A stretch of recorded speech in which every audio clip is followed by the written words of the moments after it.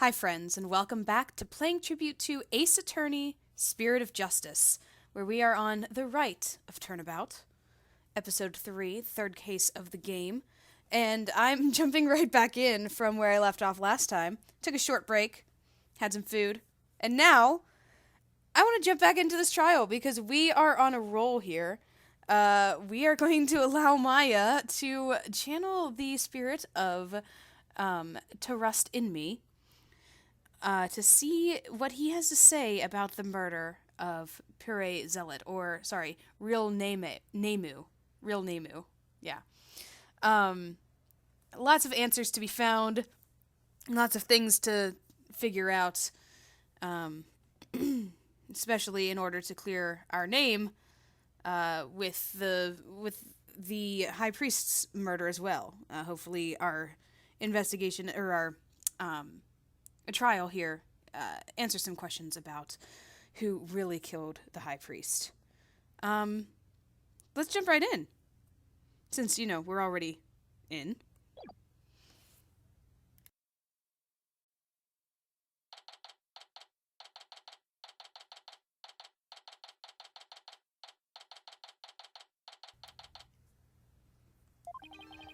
Sorry, Maya, but this was the only way.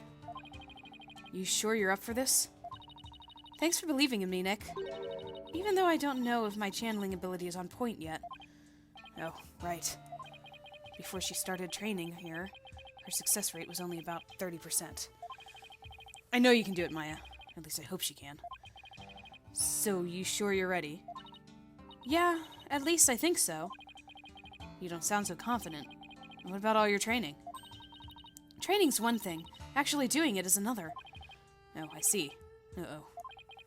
If she fails to channel the High Priest, we're as good as dead. Relax, Nick. You can count on me. I'll show you what my training's done for me. This will be a moment you never forget. Okay. I just hope it's unforgettable in a good way. Once we hear Abbot Inme's story, I'm sure the truth will come to light. I hope so. But he was hiding the fact that he was a rebel, so I doubt it'll be as cut and dry as all that. They're ready for you. Please return to the Hall of Justice at once. Okay, Maya. I'm counting on you. You got it! Here we go!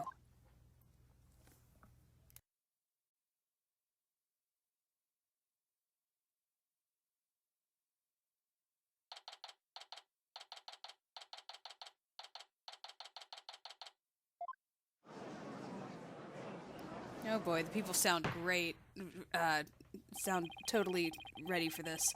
We have received official approval for the accused to channel the spirit here today. Now, if you will, Miss Faye, please proceed. Yes, Your Majesty. I can't believe this. Only the Queen should channel spirits. Execute them! Put them to death right now!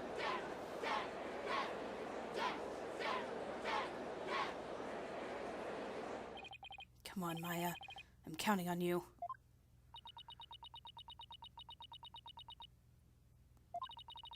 I've been studying here in Kurain for 2 years now, so that one day I will be the master of Kurain, a village of spirit mediums back home. But first I shall show you all the fruits of my training in your kingdom. Wow, she seems really confident. A neophyte practitioner such as you could not possibly channel a spirit. Okay, Your Benevolence. How about this? If I succeed, will you stop calling me a neophyte?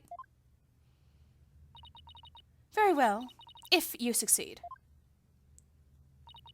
Oh, I will. Just you watch.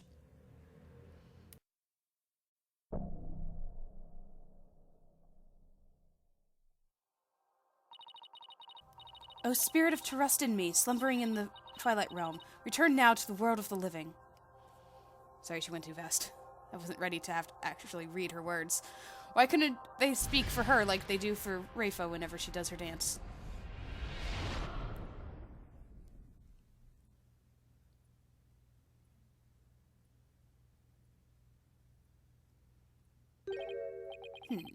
What is this place? Oh my! No! This cannot be! Poklunka. It's the High Priest. The accused really can channel spirits. I don't believe it. The accused's spiritual power is the real deal. Go, Maya. I do not understand. This cannot be. This simply cannot be. I must step out now before I forget myself. Abbot and me. Would this be the Twilight Realm? And what if this luxurious mane of hair? Is it perhaps a gift from the Holy Mother for decades of faithful service? Abbot and me? My, but if it isn't His Majesty, have you two shuffled off to that mortal coil? Off that mortal coil. Please do not count me among the dead. It is only you who have passed on. But the spirit medium, Maya Fey, has brought you back among us today. Why? Acolyte Fey has mastered the secret art of spirit channeling. I suppose that explains this gorgeous locks. When I pass from this world, I too hope to be channeled with a full head of hair. Though it be for the briefest of moments. I give thanks for the splendid coiffure? Praise be to the Holy Mother. However, this kimono is a bit too snug for my taste. If you would excuse me. Dude, you're still in Maya's body. A little delicacy would be great. There, that is better. Could we get to his testimony now? And I wish he'd keep his top on. Why, you are that foreign lawyer the people speak of as late. And is this not the Hall of Justice? Well, why have I been summoned here? Forgive us for calling you back from your eternal rest. But you have been accused of murder. Might we ask you to testify on your own behalf? What is happening? Oh, Maya's gonna feel that in the morning. I have been accused of murder. That is troubling indeed. What's with that crazy pose? Is this really cause for such astonishment? Even the lowliest of monks can achieve such body control with the proper training. I wonder if Albie will be able to do that someday. Will the defense please explain the situation to the High Priest? I'd be happy to. Your disciple, Pure Zealot, has been murdered. It happened on the day before the purification rite. And the crime occurred in the rebel hideout hidden within the inner sanctum. Acolyte Zealot, he has been killed. Who would do such a thing? Someone who knew of the hideout and had access to the inner sanctum. In other words, you, Abbot and me. After all, weren't you secretly a rebel?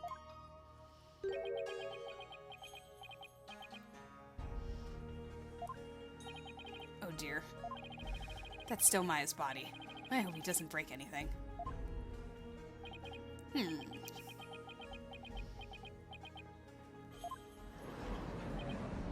Wow, the High Priest is amazing. To think he had mastered such an advanced prayer pose. He's still worthy of our veneration, even if he is a rebel. Praise be to the Holy Mother! Praise be to the Holy Mother! Oh my, have my rebel allegiances been exposed? Oh. Are you just gonna come out and say it? Okay. Not even my wife knew of that. It seems the rest in peace is not my fate. Why did you, a devout priest of Curianism, join the rebellion? Objection. The High Priest has come back to us for but a brief time, Defense. Shall we not cut to the chase and ask the most pressing of questions? Oh, right. Abbot in me, the prosecution believes the one who slew both you and Acolyte Zealot to be Maya Fey, who had been playing the role of Lady Kira in the rite. Being that I was dead until just a moment ago, my memory is a bit hazy. Could you please do your best to remember? Objection! The High Priest says his memory is hazy. It is all coming back to me. It is as Prosecutor Sudmati concluded. I was slain by none other than Maya Fey. The High Priest's statement has proven my assertions with regards to his murder correct. No! But what about Acolyte Zealot? You were the one who killed him, weren't you? I know not about my disciple's murder. Furthermore, I have an alibi of my own. An alibi? Seriously? It seems a testimony of the defense has been hoping for is working against him. Now, Abatin me. Your testimony, if you please.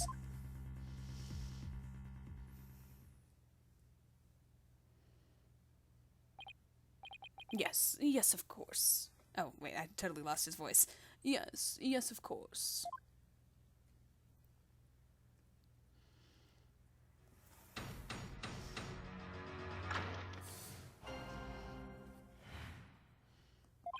I have an ironclad alibi for the time during which the murder took place.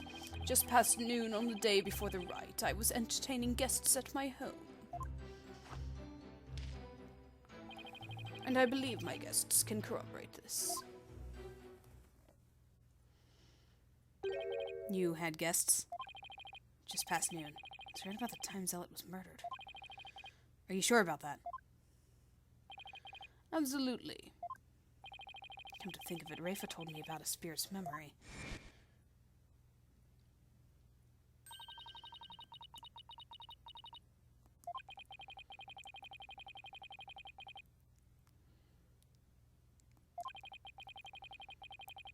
Oh, it's channeled.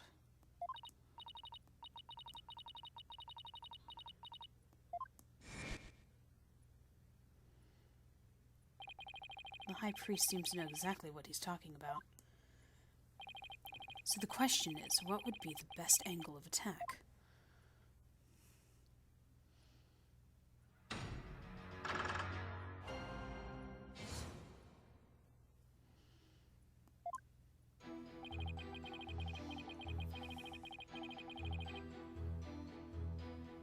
Hold it!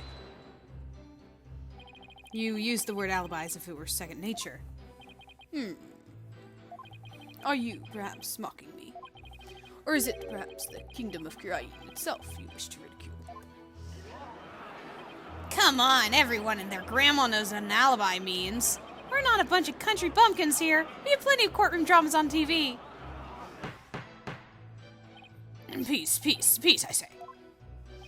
Mr. Wright, would you care to clarify your last statement? But please, don't take it the wrong way. It's just alibi is a rather technical term for a priest to use so naturally. I assure you, I know how to use the term. In fact, I had even hoped for a chance to do so one day. I suppose that even I, a high priest, am not immune to such trivial worldly attachments. Oh, I see. Still, he seems unusually calm and composed. It's almost as if he had prepped himself for something like this.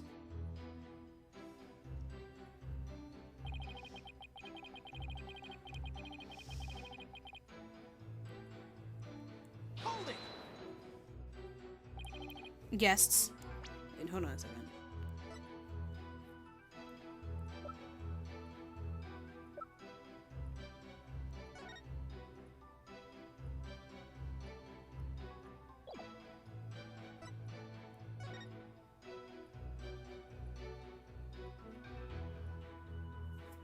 Am I gonna have to use this?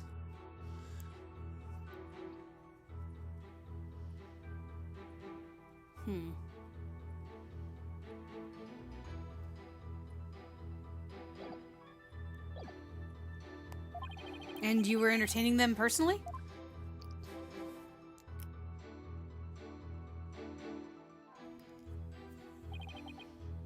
That I was. We gathered around the table for a most enjoyable conversation. He said his guests could corroborate his alibi. That can't be good for our case. Are you sure that was the same day as the murder? Maybe you've misremembered? Do not doubt my mnemonic facilities. That was terrifying.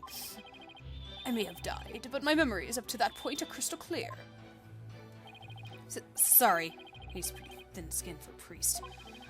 Though I guess I should have known better than to doubt his memory. Right. All of that. Spirit's memory is cut off at the moment of death. When the spirit is brought back after centuries doesn't sense any gap in time between the moment of its death and the moment it's channeled. And yet it clearly recalls all of the memories it had in life.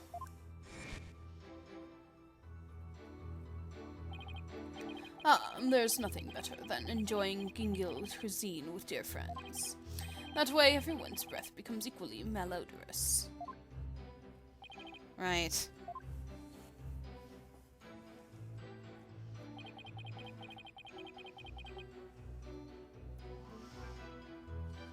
Holding! And who exactly were your guests that day? Don't tell me they were rebels, so they can't be called here to testify. It was none other than His Majesty, along with his family. He couldn't attend the rite due to work, so he stopped by ahead of time. My, how his daughter has grown. Wait a second. Let me set the record straight right now. I am not a rebel. Thank you for that wonderful meal, Abbott and me. Lady and May's cooking simply cannot be beat. So, there you have it. When exactly was His Majesty at your home? He was there from 2 p.m. to 3 p.m. Indeed, precisely the time period within which Acolyte Zealot was slain. Yes, and we had a rousing chat concerning the game of Kachu Demal. But... I'll just have that added to the testimony. After all, it was I who visited the High Priest, so... Oh no, I still have only one soul. I just noticed that. Ah! I'm doomed. Holding! Your Majesty, are you sure this testimony is completely accurate?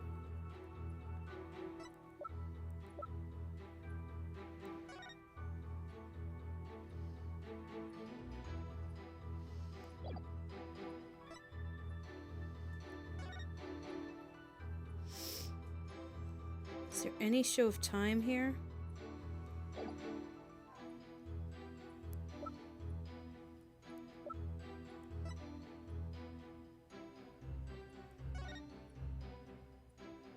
Oh, it was stained red with Puree's blood.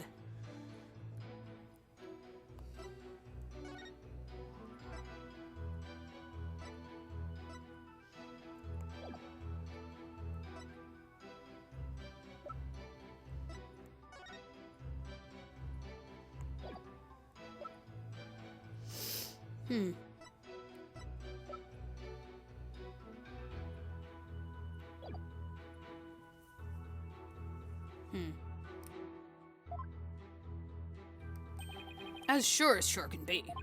Oh, how wonderful it is to finally have my actions be admissible as evidence in court. His Majesty was at my home during the exact time period of the murder. Come, let us put this behind us. I could not have possibly committed this crime. How can you be so sure?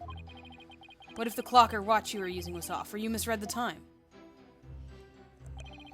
There was a clock right near the table. I had the exact same time as my watch.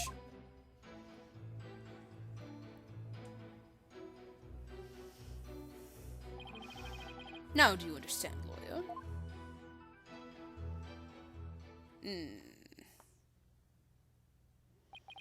As you can see, my alibi is airtight.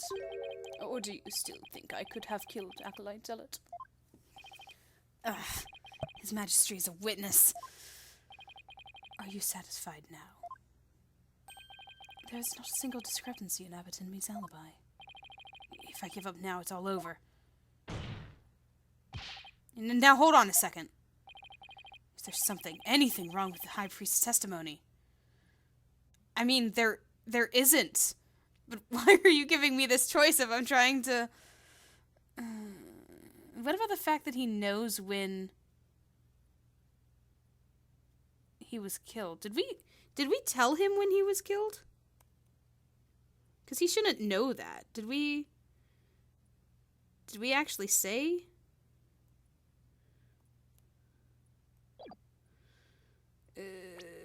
I need to save stuff again because I only have one soul left. There is a discrepancy in the High Priest's testimony. There is?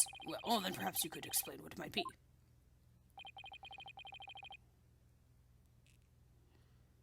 He's too friendly for the judge. Aha, yes, okay. I was thinking that was weird. I'm like, I don't think we told him. After Abbot Inmee was channeled, no one ever stated the time Acolyte Zealot was murdered. Now that you mention it. Despite that, you claim to have an alibi from 2 p.m. to 3 p.m. That means you knew that Acolyte Zealot was dead. When you were still alive.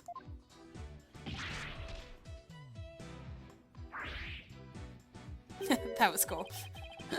Wait, I think I saw something just now. No, I must be imagining things.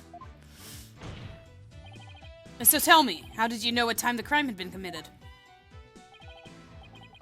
Oh, that's a sketchy little eyeball thing you got going on there. Hey, about that. Open your heart, let the Holy Mother in. Why, we've been blessed with the High Priest's sacred words of prayer. To all who serve her holiness must strive to banish worldly desires from their soul. Purge your mind of greed and bias. I feel as if my very soul has been cleansed. You can't fool me. Prayer may banish worldly desires, but it can't make a contradiction disappear.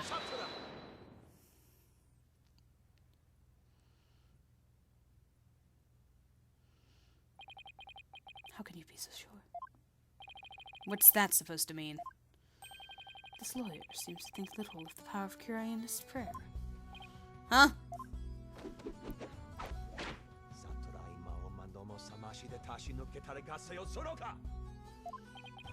Abbot Inmee was at home during the crime, but knew what happened at the hideout. I believe this can be explained thusly.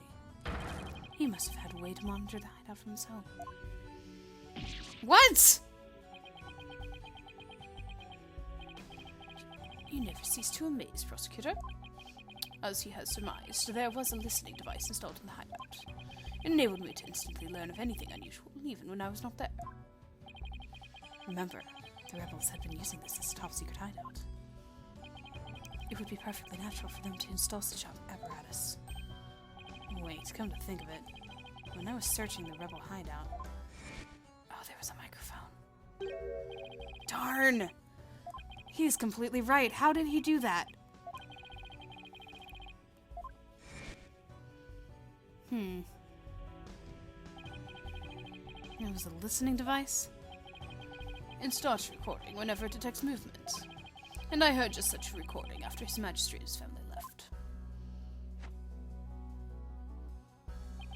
If you look in the desk of my study, you will find the tape in question. All right then, bailiff.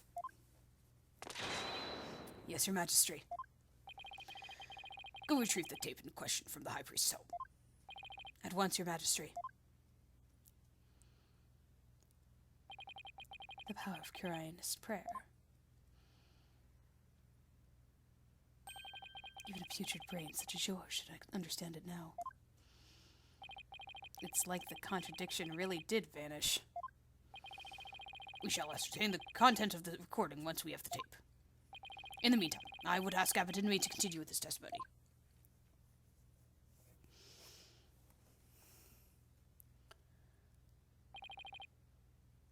Very well.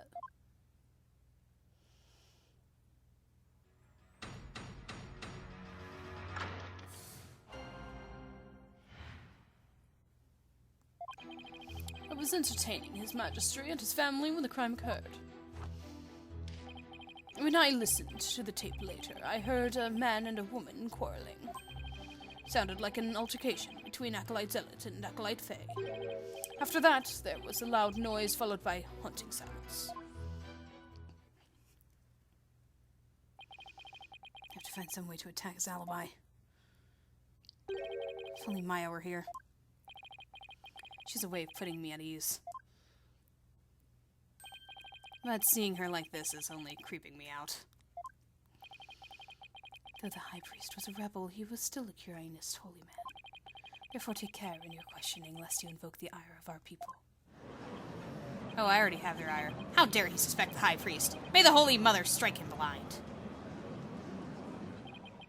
As if this wasn't hard enough already. Nice try, but I'll stop at nothing to find the truth.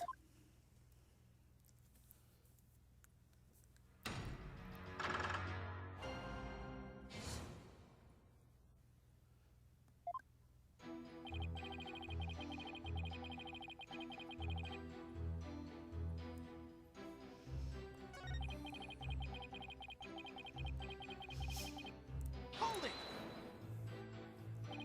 You heard everything from a recording? Indeed. Each night I would secretly check what the listening device had recorded. I would have been in serious trouble with my lovely wife had she discovered my secret. Can you really tell what happened by the audio alone? Long years of ascetic training has sharpened my hearing. It is but a simple matter for me to ascertain the situation by the sounds I hear. Practicing Urainism improves your hearing? Hearing is but one of the senses it can improve. If one can focus and attain inner peace, all 5 senses can be sharpened. Why, the warbat over in the bazaar just cried. Did you not hear it? Give me a break.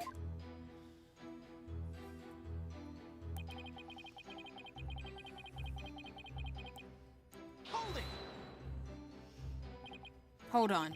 Are you sure about those voices? Was it really Acolyte Zealot and Miss Faye? I'd say that was the most reasonable conclusion under the circumstances. Or perhaps Acolyte Faye has an alibi that you can prove. I'm afraid not. Then I suggest you make like a mollusk and climb up. Now, I will continue my testimony, if I may.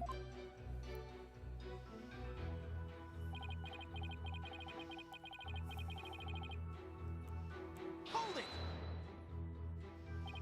A loud noise. I'd say that's worth looking into. It was a terrible crashing sound. Poor Acolyte Zealot. It must have felt so heavy. It must have been the sound of that stone slab falling over. Should I have him add that statement to his testimony? Yes? Because how does he know what it is?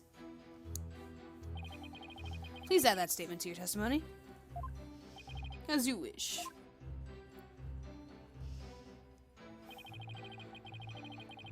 Terrible crash. Poor Zealot. It must have felt so heavy. What must have felt so heavy, buddy? Why do you know this information? You believe that terrible crash is connected to Acolyte Zealot's death. Yes, the sound, no doubt, was poor Zealot's death knell. Such a tragedy, for he was a fine disciple.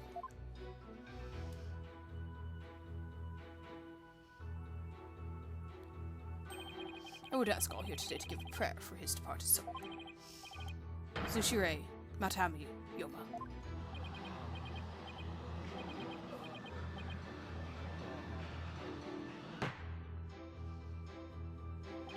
I had high hopes for that young man's future. Jushire Matama Yama. Why do I feel like such a jerk for just trying to do my job right now? So, all he knows about the crime is what he heard on the tape. And he was with his Majesty and his family at the time. Now that I have proven the soundness of my alibi, I believe it is about time for me to return to the Twilight Realm. What's the rush? Why not enjoy some more time among the living? Better find a way to attack his alibi soon. I also have to press harder and hope something useful comes out. Okay. Okay, so we do have problems here. I don't know what to present here.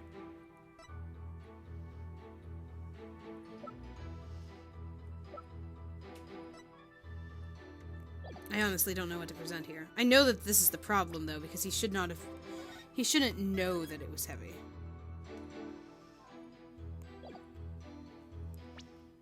So what do I present?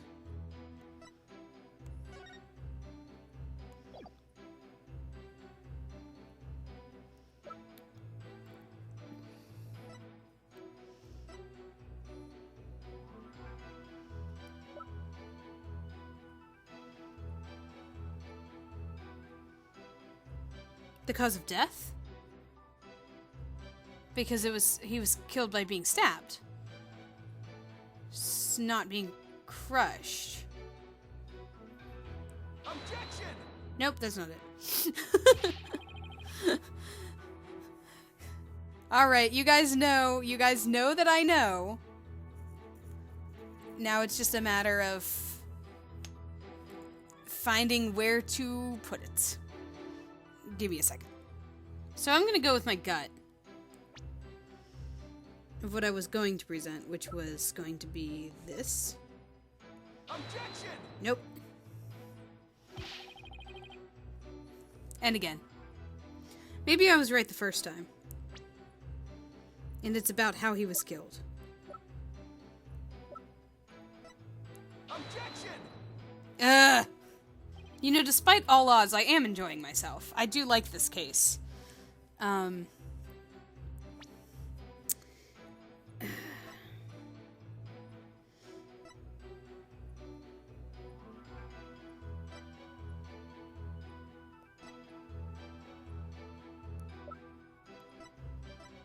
It's not that, it's not that. This has nothing to do with anything.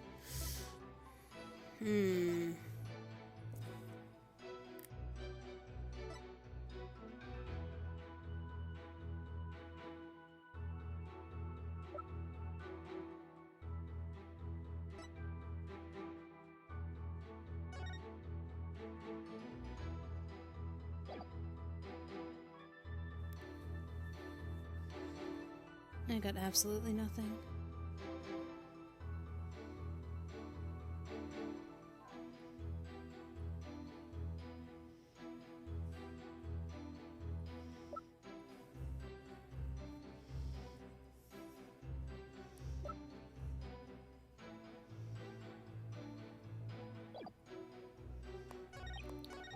I just realized I didn't press everything. You were entertaining His Majesty and his family during the crime. Indeed. My wife, Believe, was treating them with her wonderful home cooking. Your wife was there that day? Why, yes, she was in the kitchen cooking up a storm the entire time. Come to think of it, I don't think I saw her at all that day. She takes her culinary duties most seriously, you see. That is why she was in the kitchen cooking without pause the entire day. So the judge never saw Mrs. Inmee. Should I have Abbott Inmee add that statement to his testimony? Yes. See, all of the, pointless ones, I was like, oh, I don't need to press that. Because I thought it was pointless. Like, oh yeah, he already said that. Please add that statement to your testimony. As you wish. But clearly, it was necessary. Hold it! What was your wife making that day? The menu that day featured Hatchin Surprise. Oh, Hatton Surprise and Meltamot. They're both traditional Chinese dishes. You can't even begin to imagine what those are. Ah, yes. The exquisite zest of the Hatchin Surprise and the supreme texture of the Meltamot. Lady Inmee's cooking that day was utterly unforgettable. Thank you. It brings me great joy to know you enjoyed your meal. Now, once His Majesty and his family had left. Mr. Wright, do you still feel the need to question the High Priest? His alibi is as tight can be. This isn't going to go so well. I better ask him about something else. I'm curious, Abbott Inmee. Did you stop by the rebel hideout after His Majesty left? Yes, I thought it would be wise to assess the situation. But as I said before, there was nothing to see. The hideout appeared as it always had. And the victim's body? It was nowhere to be found. Acolyte's Faye must have already disposed of it and anything else incriminating. So when you saw the rebel hideout, it looked like it does in this photo? Yes, I would say that is how it appeared that day. So the stone slab had been put back in place.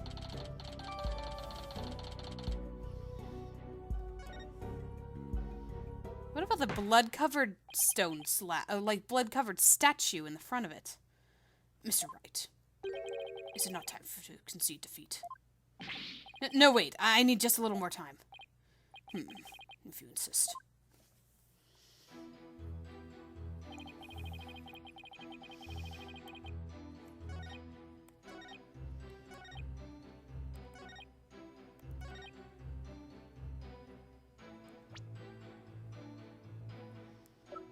I think now's when I present it.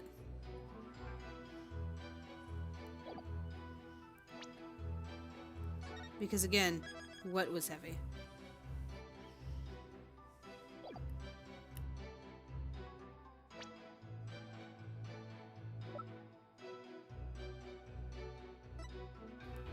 I'm scared. Objection! Okay. Alright. Wow. Abbott and me, you said, and I quote, "Poor zealot, it must have felt so heavy."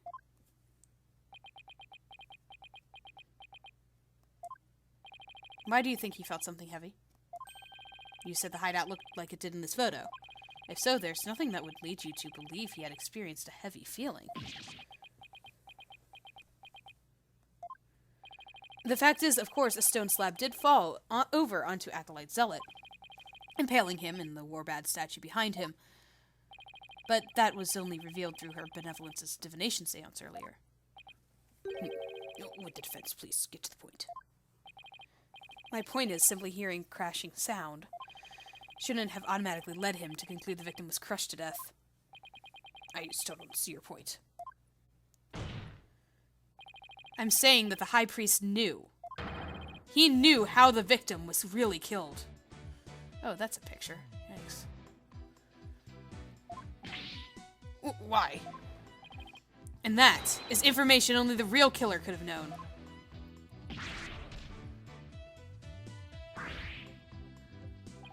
I definitely saw it that time. I've got the High Priest's spirit shaking in his boots, or should I say sandals? Or should you say Maya's body? Need I remind you, Abbot Inmee was with his majesty at the time of the crime. Such an alibi precludes him from being the killer. That's true, so he can't be the killer. However, he knew how Zealot was killed. Something only the killer could have known. Can this discrepancy be resolved somehow? Well, Mr. Wright, we're waiting for an explanation. I was just getting to that. Time to think of something quick. High Priest knew something only the killer could have known because he heard it from the real culprit. He must have heard how the victim died from the real killer. The real killer. I totally lost his voice, sorry. The real killer. Of course, that makes perfect sense. I don't want to believe it, but this is the only possible explanation. I had a thought. I didn't want to say it because I didn't want to spoil anything because I was afraid. Well, again, I'm not remembering it. I'm just thinking of it in the days after I play certain parts. And anyway, I was just going. So tell us, who is this real killer? Yeah. It's gotta be someone close to the High Priest. Someone without an alibi. The person most likely to be Zealot's killer is Maya Fey! No.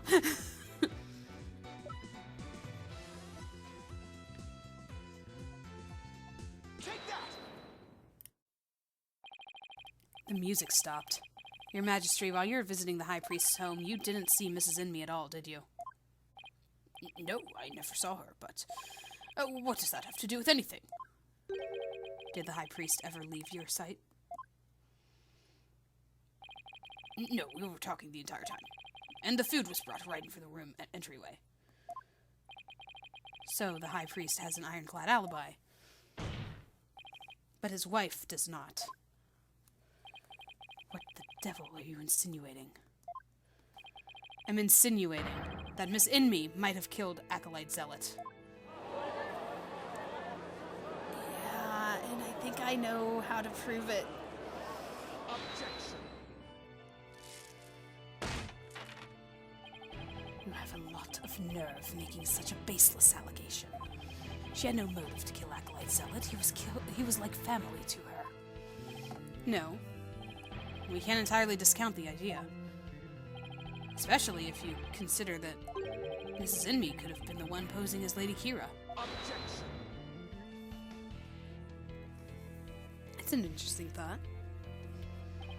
Even a fool must temper his foolishness at times. Or do you truly believe that Lady Kira would kill Acolyte Zealot, though he was not a rebel? Objection! As we all know, the High Priest was secretly a rebel. It would follow that his favorite disciple could very well be a rebel too. Are you suggesting that Mrs. Inmee killed her husband as well? As sad as it is to think she'd kill her own husband to rid the kingdom of rebels, I don't think we can rule it out.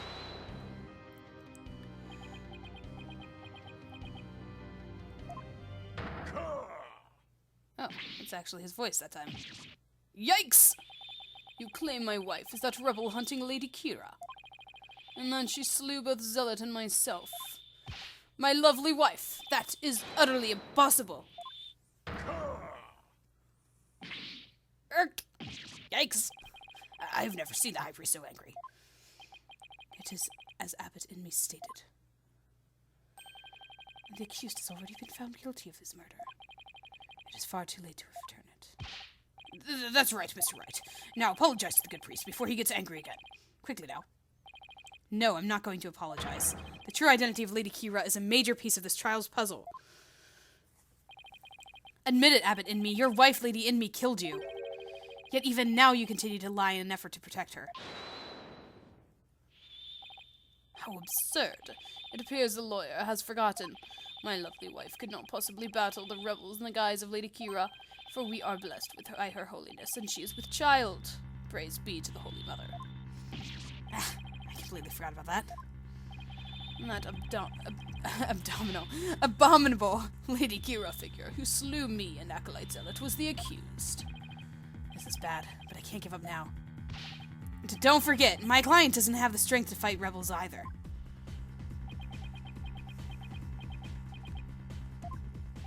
How could a weak young woman like her possibly?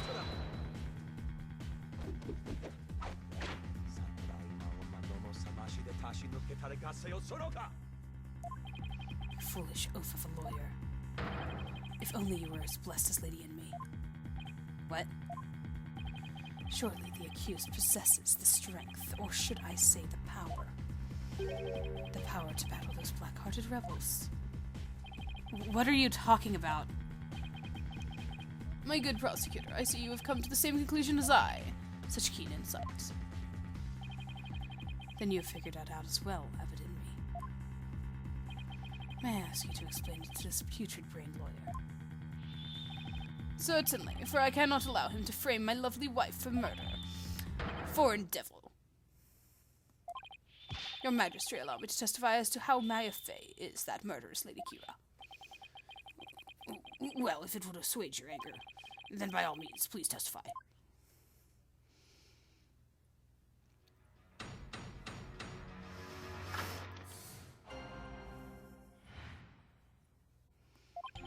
Acolyte Fey channeled Lady Kira's spirit. She is a spirit medium who knows Lady Kira's true name, so she could have done it.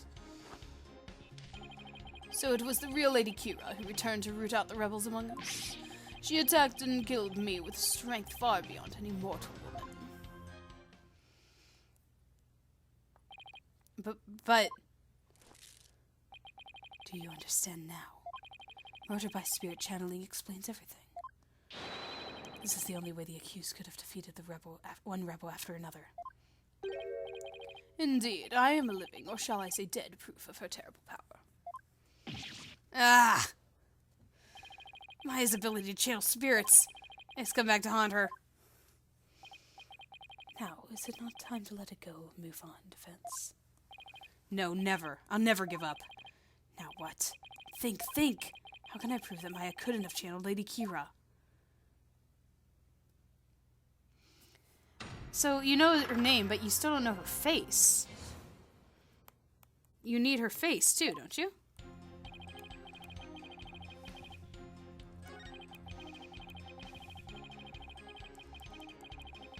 Hold it!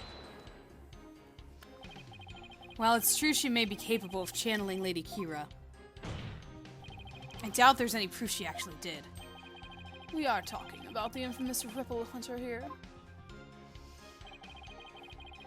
That modern-day Lady Kira has captured many a rebel all by herself, and among them have been more than a few great warriors. Who but the real Lady Kira could have accomplished such a feat? It would be difficult for a mere mortal. At least the real Lady Kira of legend is the only likely answer. Indeed. This is not proof enough that the real Lady Kira of legend has been channeled. real Lady Kira of legend. That's an oxymoron if I ever heard one. And again, the people of Kirain believe the legends to be true.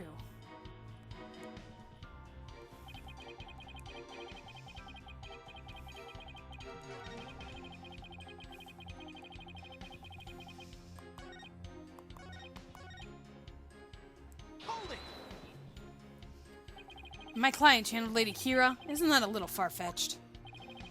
Far-fetched, you say? Why, the very fact that I am here proves that she has the power to channel spirits.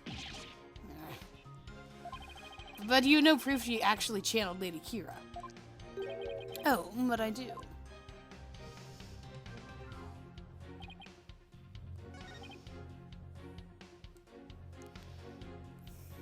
I'm gonna press everything because I need to make sure I have everything down. Lady Kira is an actual person. Do you really believe ever was a woman that powerful? One capable of battling rebels much bigger and stronger than herself? There is no way to prove that, but to doubt the existence of Lady Kira is to doubt Kirainism itself. It is not for us to question. We must simply believe. Yeah! How dare you doubt our legends? You'll regret saying that, you Pulkunen. Lady Kira is gonna strike you down. Oh, I won't get anywhere until I can refute their claims with some evidence.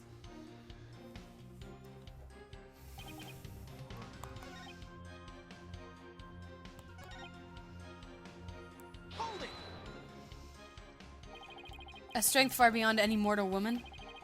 And just how strong would that be? You need but look at the wound she inflicted upon my body. Though I had hoped to never have to think about that again. Your wound? It was pretty deep, and there was a tremendous amount of blood. And while Acolyte Zealot was rather small in stature, he was strong. Nevertheless, he was no match for the sheer strength of Lady Kira. My spirit channeling is proof that she's Lady Kira. This is not good. I'll have to prove she didn't channel the original Lady Kira. Okay.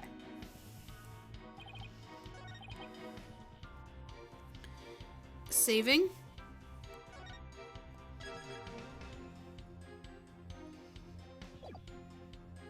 Presenting.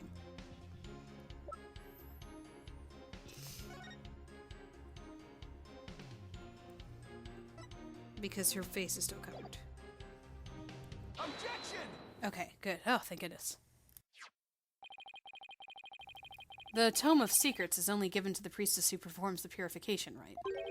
Is this your proof that my client could have channeled Lady Kira? Yes, indeed. For it contains the true name of Lady Kira, a secret only revealed within. Evident me. I'm afraid you're mistaken. This couldn't have been used to channel Lady Kira. What nonsense! Mr. Wright, would you care to explain? This is why my client couldn't have channeled Lady Kira. Take that! Lady Kira's face is hidden behind a mask in the Tome of Secrets. You need both name and face to channel a spirit. It can't be. Without a face, it would have been impossible for my client to channel Lady Kira. Oh my. Therefore, the claim that she became Lady Kira by means of spirit channeling is patently false. Gah. And with Lady Kira out of the equation, my client had no motive to commit murder. But then, who is the rebel hunting Lady Kira we've been reading about in the paper? Yes, who is this other suspect, if indeed there is one at all? Let us hear the defense's brilliant deduction. Think. The true identity of Lady Kira is the key to solving both murders. I thought Mrs. Envy was suspicious, but her pregnancy takes her out of the running. And Mr. Rebel is a rebel, so that doesn't make sense. That leaves us with... Mr. Wright, you have that look again. The one where you know you have to say something, but you can't figure out what it is. Oh, wait a second. No. Is it? This is my chance to really turn up the heat. I just have to stir the pot till something floats to the top. But no, okay. I was gonna say it was,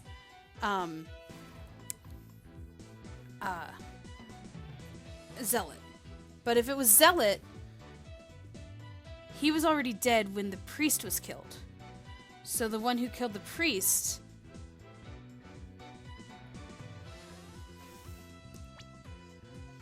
I still have that thought about the wife, though.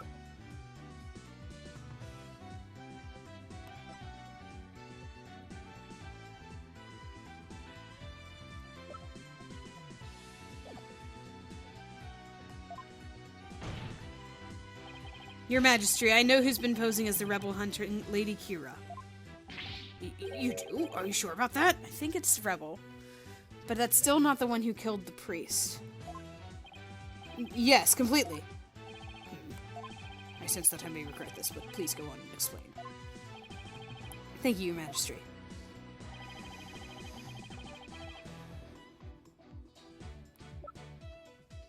Am I gonna say that it's Zealot?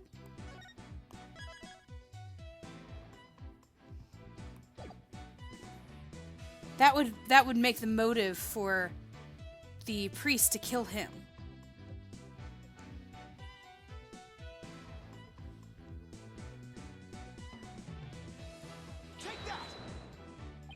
The true identity of the rebel hunting Lady Kira we seek is pure Zealot.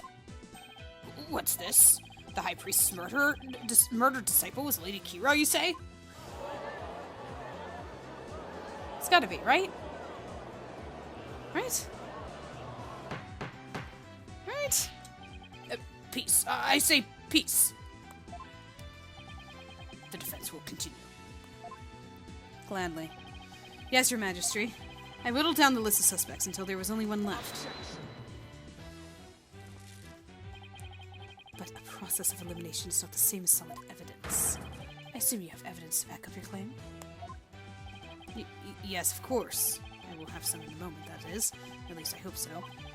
Maya wasn't Lady Kira, and neither was Mrs. Enmi or any of the other possibilities. That leaves Zealot. I have the evidence to prove it. Do I? Evidence that proves Acolyte Zealot was posing as Lady Kira.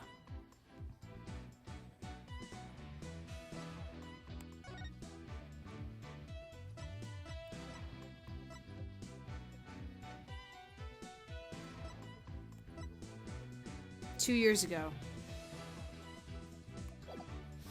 She came 2 years ago.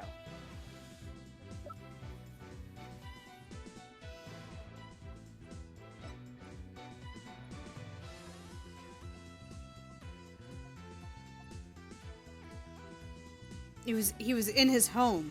Oh. Is this it? I still have that. The very fact that I still have that piece of evidence might be what I need. Sorry, I'm just gonna keep saving. Make sure that I'm safe here. But that might be the very thing that I need. This is what proves that Acolyte Zealot was Lady Kira. Lady Kira's warning letter. How absurd. What could that possibly prove? Prosecutor Sadmati. You stated that this warning letter proved that my client was Lady Kira. And the reason you gave was that the High Priest's house was locked tight. There was another member of the family who lived there. Therefore, Acolyte Zealot could have delivered the warning anytime he wanted. What is he talking about? That's just not possible.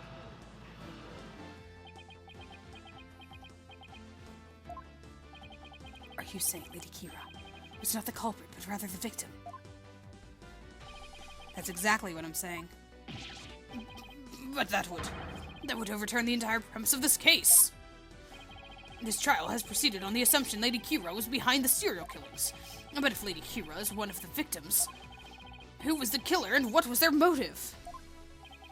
The only suspect left is Mrs. Enmi, and there's only one possible motive. But Mrs. Enmi is a rebel. What? Fiend. You're still bent on casting suspicion upon my lovely wife. Blasphemer, you have no evidence of this. Repent for the mistrust of your soul. Objection! Well, you have no evidence either. After all, the dagger with my client's prints on it wasn't what killed Acolyte Zealot. And the plumed Punisher theme that he heard could have been an alarm clock. That means all the evidence linking her to the crime have been called into question. Is Lady Enmi a rebel? And Did she pose as Lady Kira to kill Acolyte Zealot? Or was Acolyte Zealot a rebel and was the accused Lady Kira who killed him? I would say either scenario is just slightly. What are we to do now? The alarm clock, you say? Do you mean the one in the rebel hideout? Yes, but what of it? So that's it. What's gotten into him?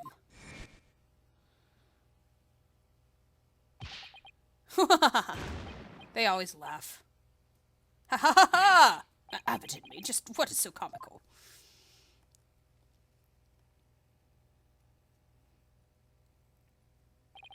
Forgive my outburst. That has simply tickled my funny bone. What did? The theme song came from the Plumed Punisher clock, you say? That alarm could not possibly have gone off. What makes you say that? The clock was working just fine last time I checked. Try using your head for a change. Would not the existence of a secret hideout be given away if an alarm kept going off? Wait, you don't mean... Indeed, we leave the alarm switched off at all times. No!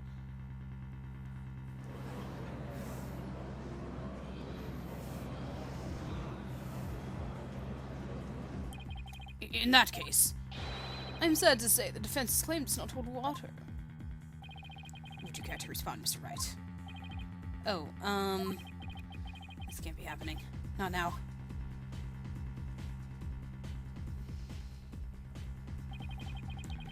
This should put an end to the lawyer's futile struggles. The theme song the victim heard was from the accused Strap, just as we suspected. Therefore, the accused in the rebel hunting Lady Kira and the victim's killer is the rebel hunter. I need an opening, something I can raise an objection to. That Plumed Punisher theme song Acolyte Zealot heard in his final moments. I too heard it, by the way, listening device. But did you really? If you had heard it, why didn't you testify to the fact before? Is it not obvious? I did not know such a tune could become a key matter of dispute. Yes, the matter of the theme song came up before Advent in Me was channeled. Oh, right. Well then. What if he's lying about the clock's alarm being switched off? Miserable wretch. That would be a pointless lie, one easily disproven. If you check the clock, you will see that the alarm is in fact switched off. Come to think of it.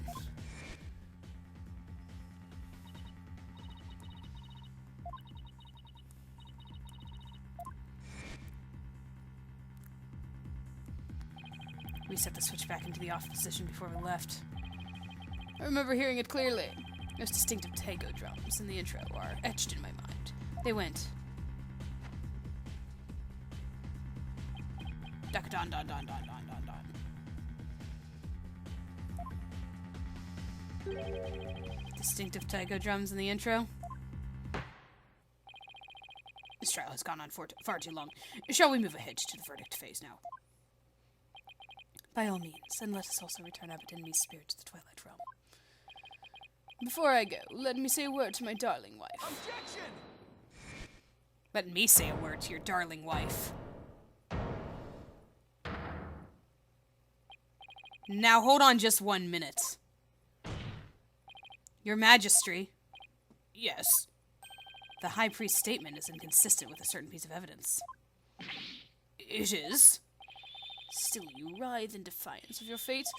The very sight reminds me of a tortured soul writhing in flames. You won't be saying that once I show you the evidence. Now all I have to do is pick the right one.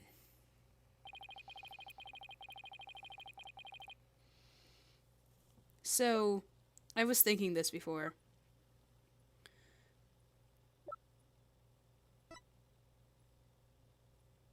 Because I was like, oh...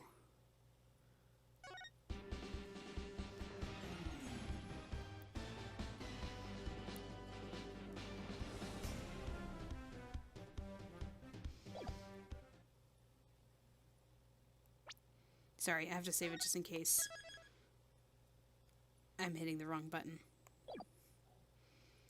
Take that! This is what is inconsistent with the statement. My client's Plumed Punisher strap. What does that have to do with anything?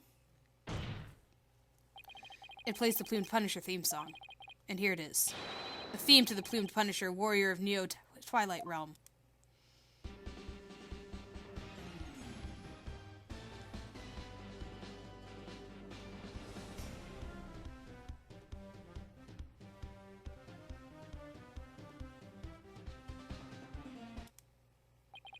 Do you see what I mean? The music the victim heard in his final moments might not have been the Plumed Punisher theme song. I'm afraid I'm not following you. What was it, if not the Plumed Punisher theme?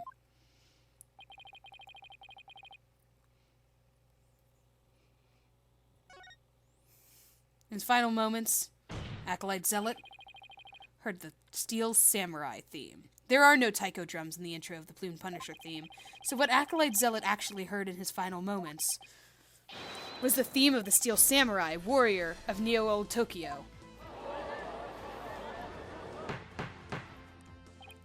Yeah, I've been staring at it the entire time, and I'm like, this is gonna come into play.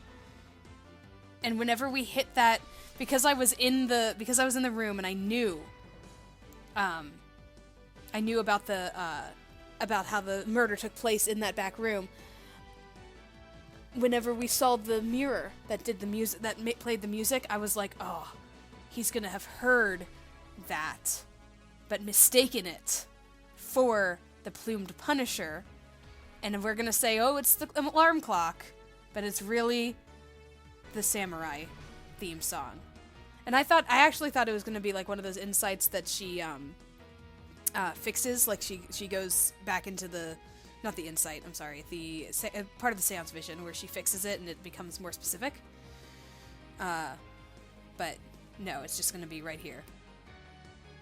Peace, I say, Mr. Wright. What is the Steel Samurai of which you speak? The Steel Samurai, Warrior of Neo Old Tokyo, is an action hero show from America. The Plumed Punisher theme is total it's very similar to it.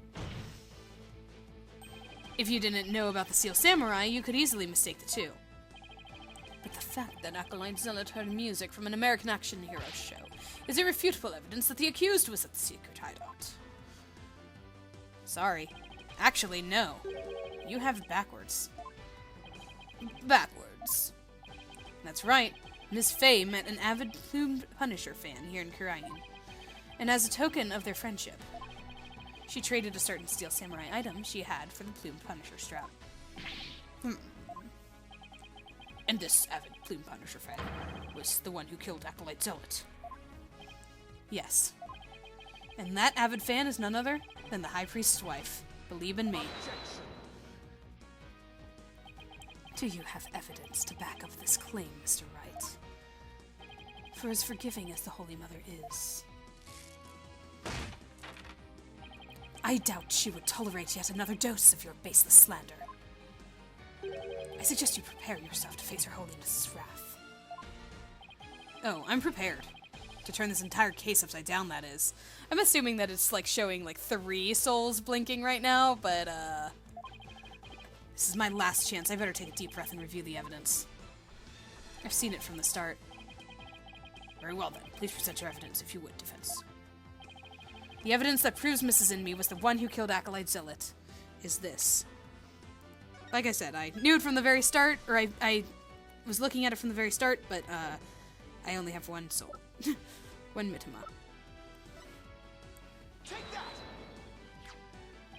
It's right here, in this family photo. Proof that Miss Inmee and Miss Faye traded items featuring their favorite characters. A family photo. And what exactly should we be looking at here? The proof that they exchanged items featuring their favorite characters is right here.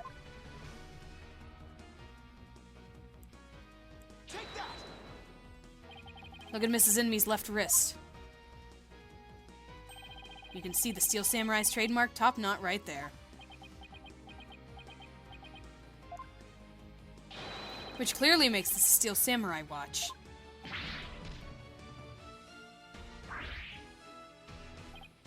Why, I never knew your wife had such hobbies, Abbott Inmee.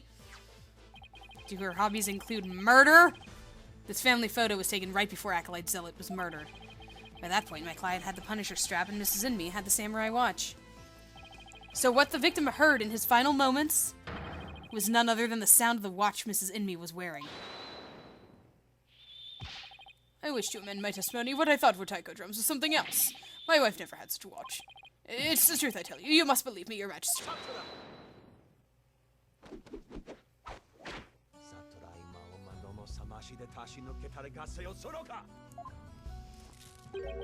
Be not deceived by the defense's lawyerly chicanery? Now what? He's been pretty quiet up to this point. What does he have up his sleeve? There's a big gaping hole in this flimsy claim. A big gaping hole? I don't think so. Oh no, I'm afraid it's there, all right. Just like the big gaping holes in your putrid brain. My brain is neither putrid nor full of holes. I'm not a zombie, after all. Ha, says the dead lawyer walking. He who has narrow of vision focuses on what is before him, never seeing the big picture. Or as they say in your country, you cannot see the forest for the trees. For it is as you said, and Lady Inmee the rebel slew Acolyte Zealot, the rebel hunting Lady Kira. Then the rebel hunter would have been dead before the High Priest was slain. That means the High Priest could not have been slain by the rebel hunting Lady Kira. How could I have missed that? I didn't miss that. I mentioned that earlier. Just saying. So, tell me, who are you going to say killed the High Priest now? Yep, I'm in trouble.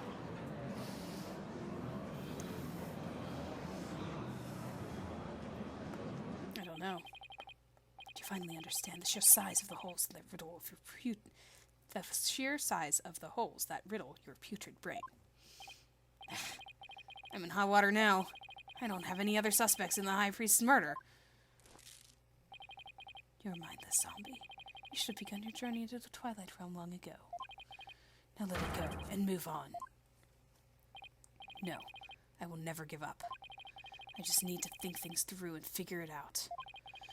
Who really killed the High Priest? Is it logic time? It's logic time! Alright, we're at the end. This is always at the end. I'm gonna save it. It doesn't ever kill me, though, if I say the wrong thing. Because I did that before that one time whenever I was misunderstanding the interpretations. Alright, let's do this. If Acolyte Zealot had been Lady Kira, he couldn't have killed the High Priest. So the question is, who did? Maybe I can get to the bottom of this by reviewing the events of this case in order.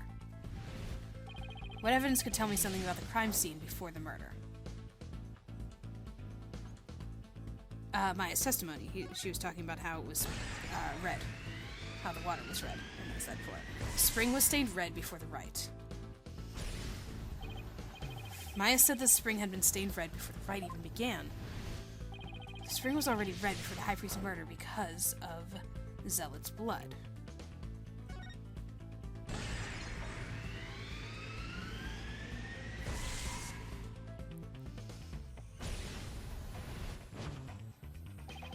That's right, Zealot had been killed in the rebel hideout the day before the rite, and his blood had flowed into the spring. Wait a second, the High Priest knew that Zealot had been killed in the hideout. So why didn't he report it to the authorities? If Maya had been the killer, he could have easily had her arrested on the spot. Why didn't the High Priest inform the authorities right then?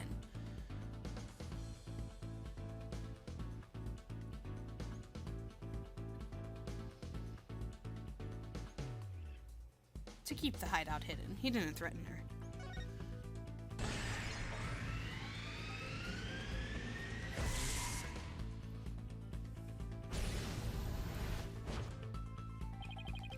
If he reported Zealot's murder, the authorities would find out about the hideout. That's what he was worried about. But by going through with the rites, the High Priest risked having Maya see the spring running red with blood. Why did he have to go through with the rite?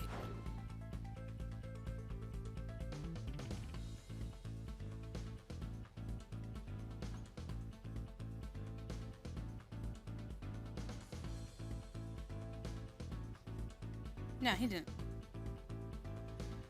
Set up the scene during the rite. Yeah, because he made her sleepy and all that. And with her whole dagger thing. Right? He didn't want to kill her.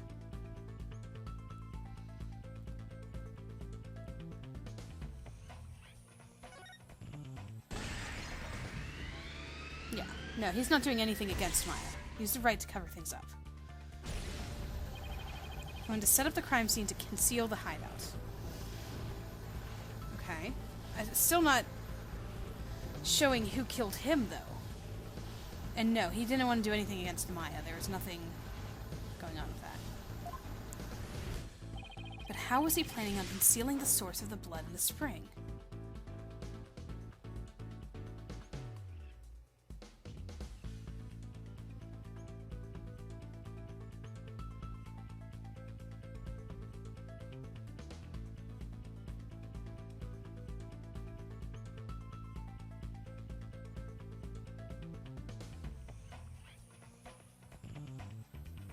Wait. Was he planning on killing Maya? Using Maya's blood? No, because then he would have been... Yo, was he planning on setting her up? Did he try to kill himself? That doesn't make any sense. Why would he kill himself? To cover up his own murder. Unless he was covering up the hideout. Because that was the point. He wanted to hide the hideout. So did he give up his life to hide the hideout? No. No, because the hideout was just given to us by the rebels.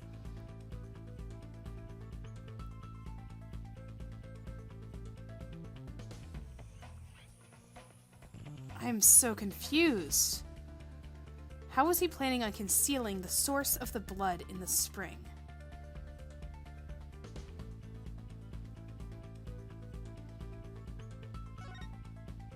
This doesn't make any sense.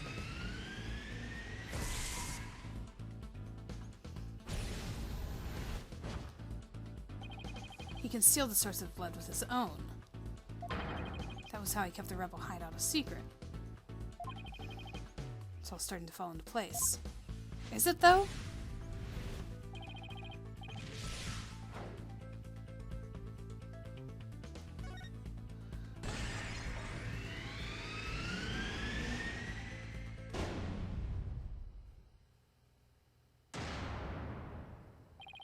I can't believe it. I can't believe it. The High Priest took his own life to keep the rebel hideout a secret.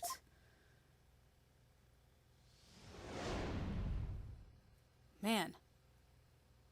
That's a rebel must be...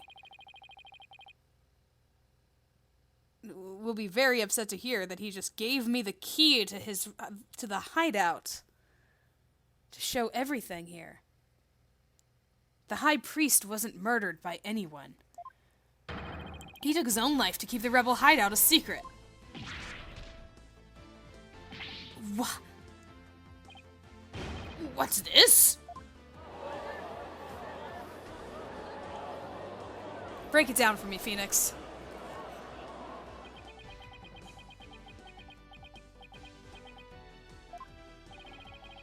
The High Priest committed suicide?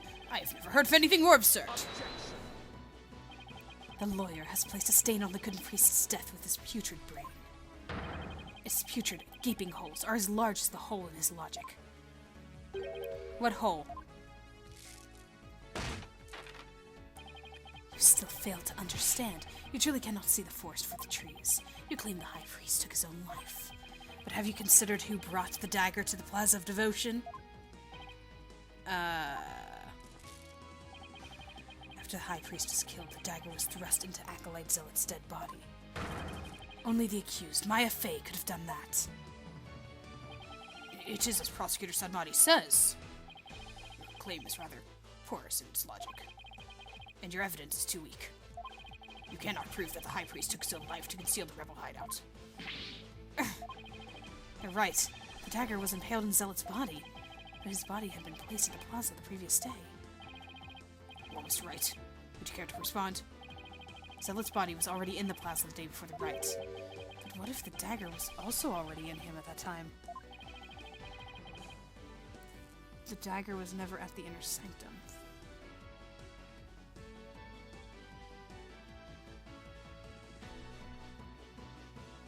I just realized that the vision, the seance thing, he was running toward the statue, which was draped in the costume of Lady Kira. Like, but he ran toward it. So he did. He killed himself with the statue, the same thing that killed Purée Zealot. Sorry, the dagger was never at the Inner Sanctum. It was moved by his soul.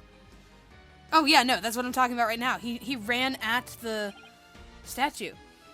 Of course, that's it. What is it? There was no need to move the dagger. It had already been stabbed into Acolyte Zealot's body the day before the rite. What? So that means... what does that mean? It means the dagger wasn't the weapon that took the High Priest's life. But no weapon was ever found in the Inner Sanctum. If you will not listen to reason, then I insist you prove your assertion.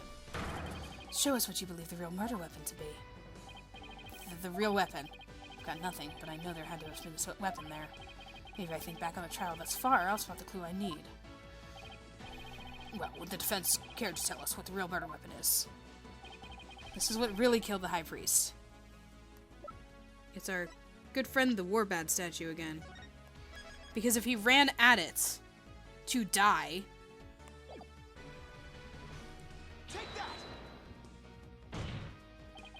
What really killed him has been at the Inner Sanctum all this time. And its lethality has already been demonstrated by the late Acolyte Zealot. That's right, it was the Warbad statue. Oh.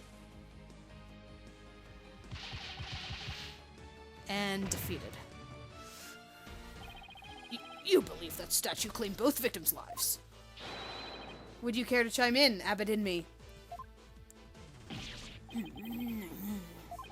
No, he lies. Pay him no heed. Why, it's...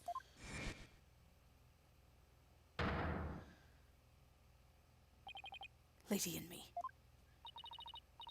Darling, don't you think this has gone on long enough? Believe. No. Your Majesty, my wife knows nothing. Please, Abbot in me. Let your wife speak. No, Lady in me, please continue if you would.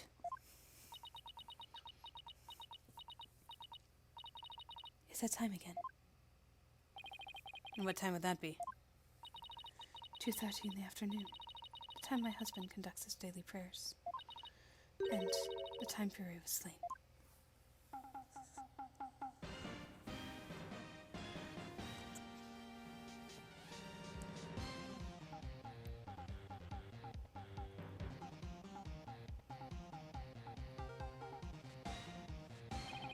That sound, it's... The Steel Samurai alarm. I too like to pray at the same time as my dear husband. So I set an alarm to remind me each day. But I had no idea it would come to this.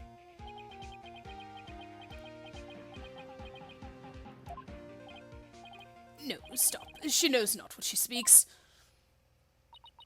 Your Majesty, I am the one who slew Acolyte Zealot.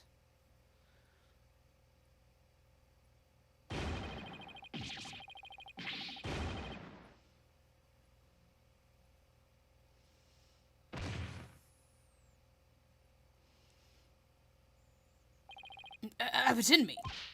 Bailiff, summon a physician at once.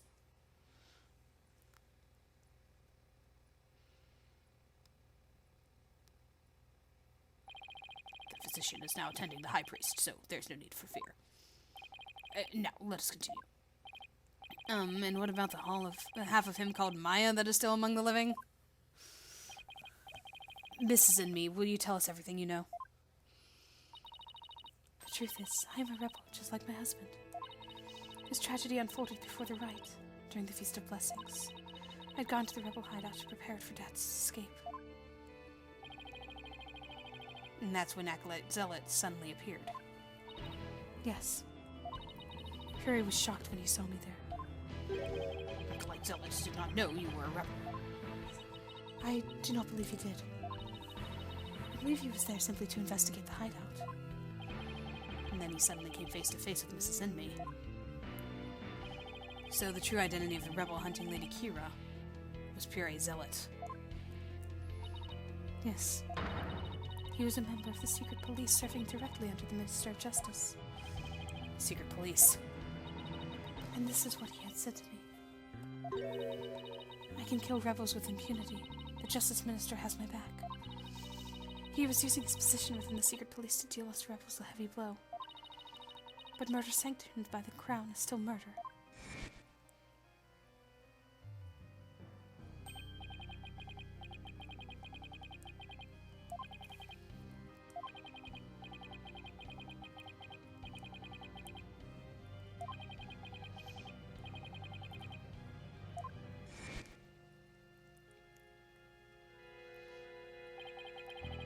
The trick up Minister Inga's sleeve was Lady Kira.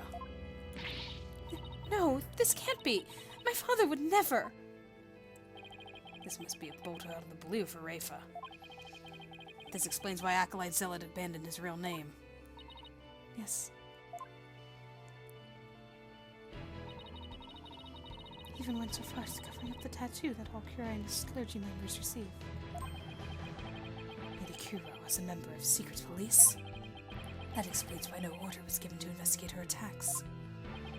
I guess I'm not alone in hearing this for the first time. But this cannot be. Is this true? The Justice Minister is sanctioning state-sponsored murder? Peace. Now, Lady Enemy, please continue. Hirai suddenly lunged at me. That's when I pushed the stone slab toward him with all my might. But I never meant for what happened next to occur.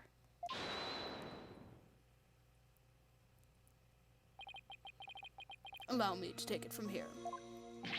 Abbot Enemy, are you sure you're all right now? I'm sorry you had to see that. But you need not worry about me. I'm already dead. Please, we need to know what was so important that you would take your own life. After I learned that my wife had accidentally slain Zealot, I chilled his body with snow to make it seem as if he died more recently than he did. And then I later removed the plasma of devotion and inserted the dagger into his wound. The flask was empty at the time, for it was before prayer time had started. Finally, I placed his body in the prayer pose, knowing that no one would notice anything was wrong until the rite had concluded. It's perfectly plausible that no one would disturb him if he seemed to be praying. We do treasure our prayer time, after all. So you admit you tried to pin the crime on Maya Fey? Yes, this was all my doing. I never told my wife my plan, for surely she would have tried to stop me.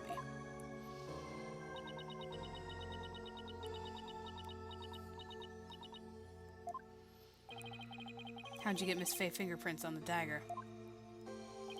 I had her hold it while we were rehearsing the rite the day before, and right before the rite I drugged her with a sleeping agent. Then I put Lady Kira's robes over the Warbad statue. That means Maya was probably already groggy by the time the rite started. Finally, I ended my own life, to ensure the crime would appear to have been by Acolyte Fey's own hand. But when your body was discovered, Lady Kira's robes were on the ground. How did they end up there if they were on the statue? After I impaled myself on one of the statue's dagger-like feathers, I used the last ounce of my strength to hurl my body backwards. As I did, I grabbed onto the robes, taking them with me, and fell back to the ground. How terrible! What possessed you to do such a thing? You needn't have committed suicide simply to frame the accused. Prosecutor Sanmari. As one well-versed in our kingdom's legal system, I would expect you of all people to understand. Understand what? This kingdom's legal system, Mrs. Inmi's crime, your suicide. It can't be. That would be sadder than sad. Why, I believe the defense knows of what the High Priest speaks. Yes, I finally understand. This explains why the High Priest took his own life.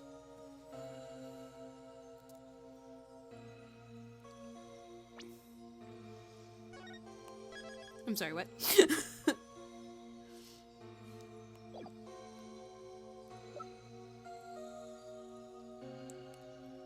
Is it this?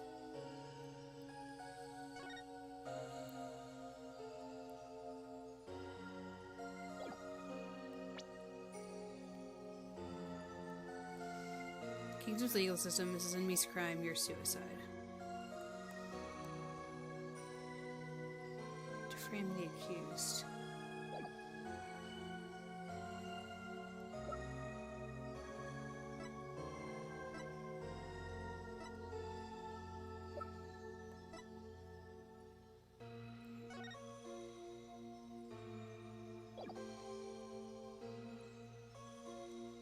Is it that supporting criminals will be just as guilty? What is it? State of the legal system and all that stuff? Take that! The Defense Culpability Act. Circumstantial evidence supports Mrs. Enmi's killing of Acolyte Zealot in self-defense. However, it'd be next to impossible to prove it without a lawyer. That's why the High Priest wanted to pin the crime on Maya Fey. Oh, okay. I fail to see what that has to do with his suicide. In Kurain, the definition seance is the most important piece of trial evidence. The High Priest wanted to frame Miss Fey as a serial killer. It was a clever plan in which he made sure he'd see Lady Kira in his final moments. The lawyer speaks true. And that is why I placed Lady Kira's robes upon the Warbad statue. Made it seem that Acolyte Fey was the rebel-hunting Lady Kira. Mm-hmm. Yep. But are you saying you used my divination seance to produce false evidence? Forgive me, Your Benevolence, but it was the only way to help my lovely wife. If you had approached me first, I could have proved that the murder was in self-defense. Perhaps.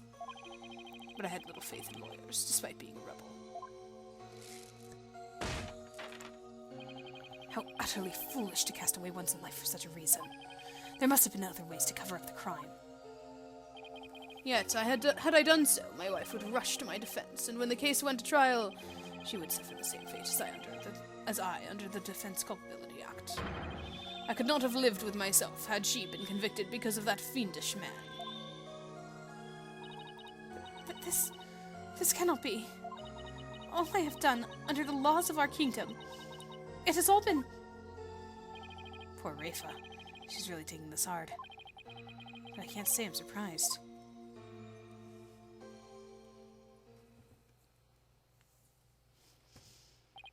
Mr. Phoenix writes, "It is time to show the might of your legal prowess. You mustn't allow another innocent soul to be charged under that despicable law." Of course. I'll do whatever I can. What I have done to you and Acolyte Fey is unforgivable. I can only offer my most humble of apologies. Your Majesty. Yes. I ask that you please look after my wife. You have my word. Your Benevolence, it is time that I return to the Twilight Realm. The Magatama parting, if you please.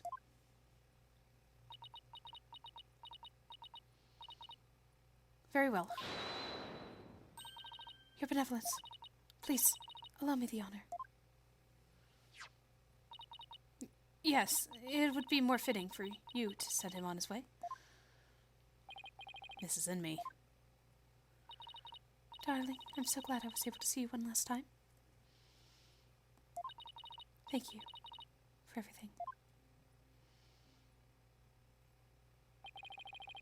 I'm sorry to leave you like this, my love.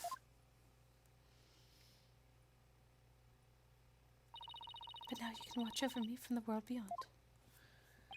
Yes, always and forever. And with every breath I take, my darling, I'll be thinking of you.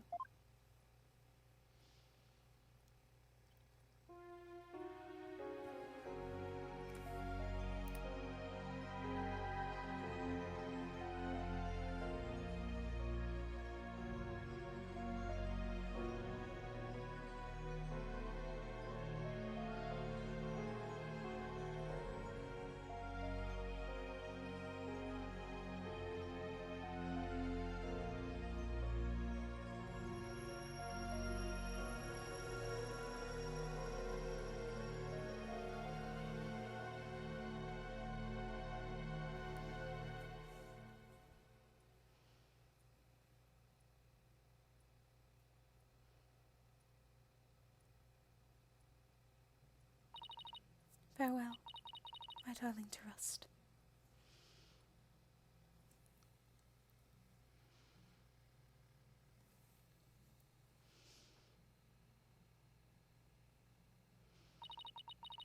The High Priest has returned to the Twilight Realm. Maya! I feel great.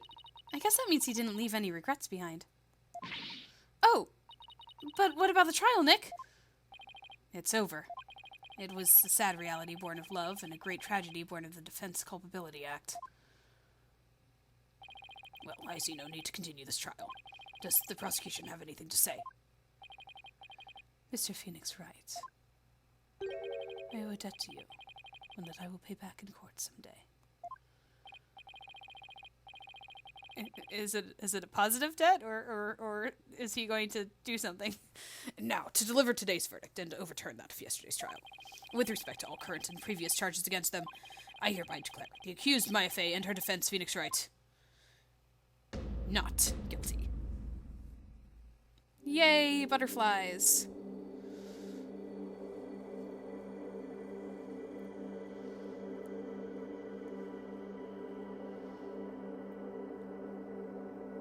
Oh boy, you guys. I did enjoy that case, though. Even though it kind of tripped me up in a few parts there, but I did enjoy it. I think that can be like one of my tops, one of my favorites of this game.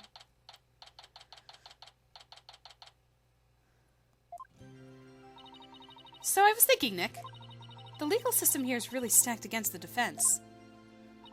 It's totally unfair. Yeah, it even forced the High Priest to make an ultimate sacrifice just to protect his wife. It's just so sad. Protect the status quo or join the revolution.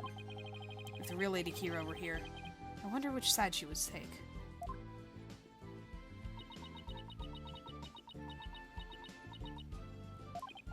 Your benevolence? Huh? What? I was, just wondering, are you alright? Quiet, you! How could I possibly be alright? Yeah, she's not doing well at all. Who do you think you are, suddenly appearing before me? Trampling my insides underfoot, and plunging the whole of justice into utter chaos? You even desecrated my mother and father's teachings, you soulless infidel! Oof, that was a bit more extreme than usual. What am I to do? I'd always believed that communing with a victim's Mitama would lead me to the absolute truth. But each time you overturned my insights, it was revealed that they served to support false charges rather than the truth. I am left now with that heavy truth in my heart. I'm so sorry, Reva. Perhaps I'm not worthy of hearing the voices of the Mitama.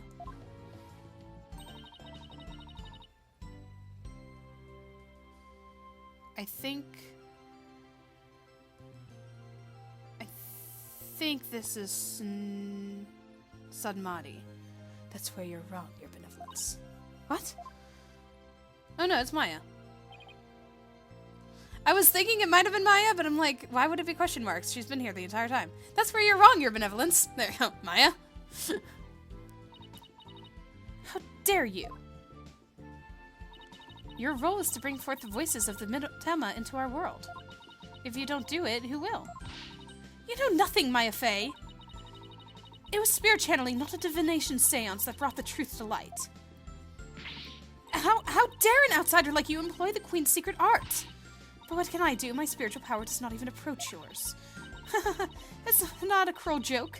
The royal priestess bested by a lowly outsider. Don't be so hard on yourself.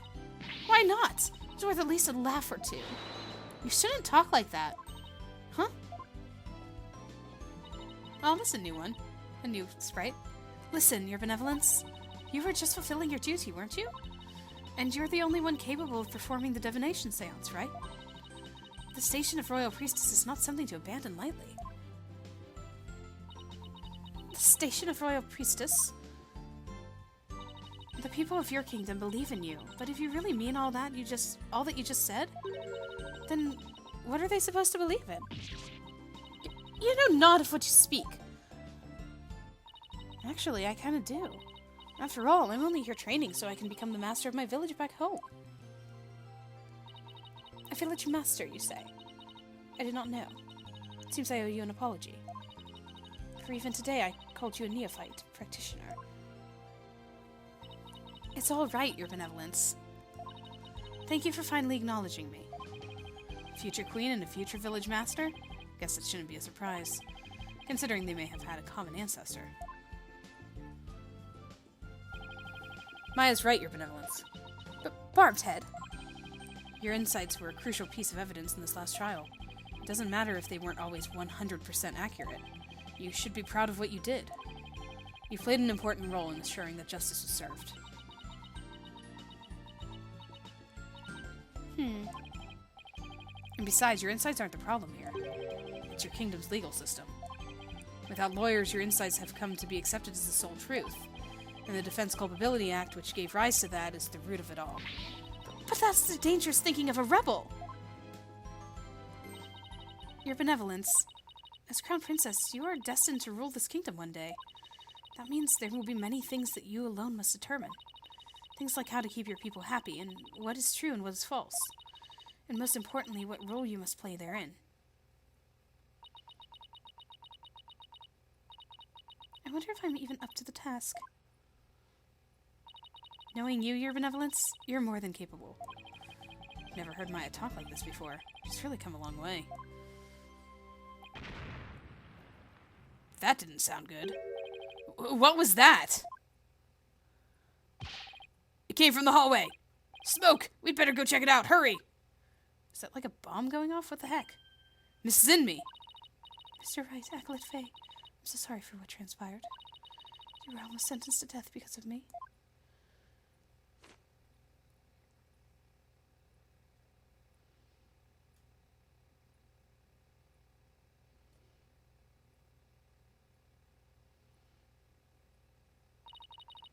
I will make amends by picking up where my husband left off. I will see the revolution through so nothing like this can ever happen again. For that is the depth of my love for my dearly departed husband. Lady Inmee, we gotta hurry. That voice. Is that Mr. Arevel? I must tell the people. They must learn that the peace we enjoy is a false one. When built on the backs of innocents charged with false crimes under the odious DC Act. We have it in our power to forge a society in which the law judges all of us fairly. Hey there, PW. I wish we had more time to talk, but... Dirk, everything's ready. Let's go. It's go time. Dirk. He doesn't look nearly as scary as he did in that, that screenshot cutscene thing of him. Wait, was that the rebel leader Dirk? Yeah! After him! Don't let him get away!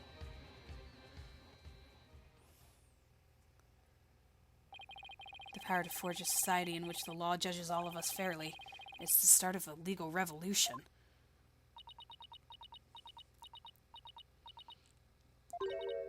Hey, Nick. Hate to bother you while you're lost in thought, but I just got this great idea. What is it? The Steel Samurai versus the Rebel Dirk. I bet it'd make another awesome TV show. And if we threw the Plume Punisher in there, everyone would go nuts over it. I never get what she sees in those shows.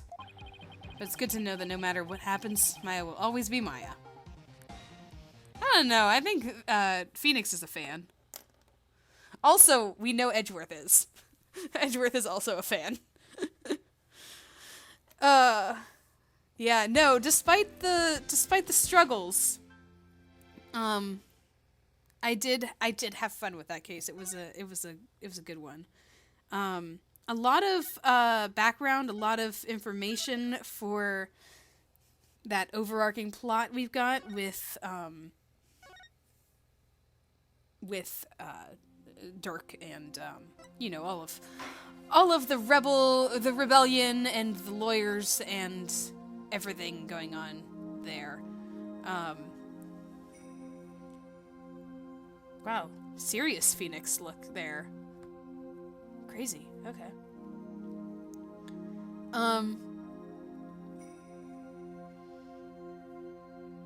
I like the episode art. The episode art is always fun. Yeah. And we got to see Maya again, so it's always fun to see a little cameo of previous characters that we know and love. Next time, we are going to be going back to Apollo and Athena. Yep, there's Athena running toward the camera. And we're going to see what they're going to be facing in Turnabout Storyteller. But I believe that we are coming to the end of things, because if I recall from when I looked forward at to see how long this game was, because of the 3-hour episodes that were going on, Turnabout Storyteller is actually very short. Significantly short, considering that I don't believe it has 3-hour-long episodes, but it's only 2 parts. And those 2 parts are not 3 hours long. The first one might be long-ish, but I don't think the second one is supposed to be that long. And then we're on to the end of the game and the storyline and everything that it entails. And obviously, I don't remember any of it. But yeah, wow, Dirk didn't look nearly as scary as he did in that little, it's not really a picture, because I think it's not a still image, I don't think. I think has a little bit of movement to it, but whenever his hand is out and he's like, his eye is glowing and his eye patch is there and he's smiling maniacally, and has the dragon brand behind him, it doesn't seem nearly as, he doesn't seem nearly as scary as that. And also, we found out a little bit about him and his connection to Nayuta, Sadmati, and Apollo. So, yeah, all of that to come into play soon enough. But for now, we finished this case. It was a fun one. I enjoyed it. I liked the twists and turns and all of the different kind of angles that it kept going with us. Definitely didn't expect the suicide at the end. Wow. But yeah, seeing it, like I was saying, him draping the costume over the fountain and then running at it, like that explains why he ran at it, because that's the thing that never made sense to me in the first trial. I was like, why on earth is he running toward it, or toward her? Because she's brandishing the knife there. Like, why would he run toward her? And the way that he had his hands up when he was running toward her, so I think that he was trying to make it look like she was running toward him, like we originally assumed, but because the footsteps didn't grow, that was turning all that on its side. But yeah, the logic thing at the end is fun. It's like, it kind of reminds me of those old Sonic video games where you ran through like this tunnel chasing the Chaos Emerald or something, and you'd like run and collect the rings, and you'd do this speed up, so it went like shoo, like it does in this when you speed up. It just reminds me of those kind of games. Anyway, that's all I have to say. So, next time, we're gonna go see Athena. We're gonna see what's going on with her and Apollo in Turnabout Storyteller, which I have no recollection of anything about this case at all. I accidentally saw the episode art, like this episode art for Turnabout Storyteller, like at a glance, but the things that I saw, I had no memory of whatsoever. So I'm like, okay, I guess we're going into it. So I think I remember one last thing about this game as a whole, just like one of those just random interpersonal reveal things, kind of akin to Apollo's connection with Dirk, apparently. But other than that, I don't know where it goes. So we're gonna find out. But fluff first. I think this is a fluff case. But even the fluff cases these days have their little, bits and pieces that are helping us in the grand scheme of things. So we're gonna keep an eye out for more hints and thoughts about what's gonna unfold in the last one too. But yeah, Turnabout Storyteller next. I'll talk to you guys then.